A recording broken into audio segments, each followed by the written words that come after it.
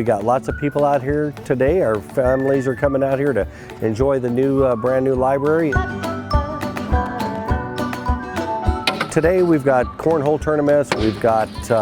spin the wheel, there's prizes that are being given out, we've got a DJ system out here, we've got all kinds of fun and games for each of these youngsters that are out here, and it's a fun time for everybody. I think that our community needs to expand their awareness of what does exist out here and who is getting involved and how can we really elevate each other and extend each other's reach. So if we're not doing that with events like this and seeing these beautiful libraries that get built up, then come on, we will be remiss with the gems that exist right here in our community.